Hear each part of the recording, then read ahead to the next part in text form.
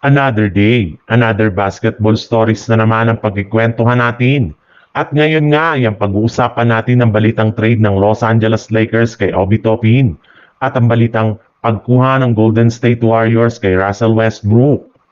Ayon nga sa lumabas na balita, mukhang handa na rin naman ngang kalabanin ng Lakers ang Wolves lalo pat nakahanda na rin naman nga ang kanilang triple tower ngayon sa kinabibilangan ngayon ni na DeAndre Ayton, Jackson Hayes at Maxi Kleber na siyang ipangtatapat nila sa frontcourt ng Minnesota na binubuo na Rudy Gobert, Julius Randle at si Nazarene. Pero kung akala nyo nga na hanggang dyan na lamang ang lakas ng Lakers, dyan nga po kayo nagkakamali dahil balak pa nga nila na kumuha ng mga bagong players sa trade market.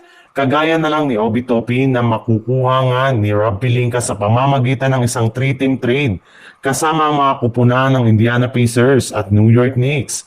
Bali dito nga ay makukuha ng New York Knicks si Rui Hachimura. Makukuha naman ng Indiana Pacers sina Mitchell Robinson at Precious Achiuwa. Habang ang Lakers naman ay masusungkit si Obi Toppin at 2 second round pick. Sa ibang balita naman, ilang linggo nga bago mag-umpisa ang 2025 to 2026 NBA season. Kaya may tsansa pa nga ang mga team na kumuha ng mga bagong players sa mga susunod na linggo. May pag-asa pa rin naman nga ang manlalaro na nananatili ngayong isang free agent para makakuha sila ng bagong kontrata. Pero hindi naman nga ganyan kayang kalagayan ng veteran superstar na si Russell Westbrook na isa pa rin sa mga unrestricted free agent ngayong offseason.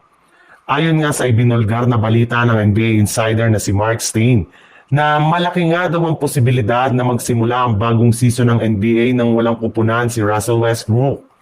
Hanggang ngayon nga ay hindi pa rin naman nga binibigyan ng kontrata ng Sacramento Kings at inaayawan rin naman nga siya ng iba pang mga kupunan. Pero base rin naman nga sa kalalabas pa lang na balita ngayong araw ng isang NBA insider, may pag-asa pa rin nga na makakahabol si Westbrook next season since naibalita na nga na isa na ang Golden State Warriors sa mga team na interesado sa pagkuha sa kanyang serbisyo sa free agency market.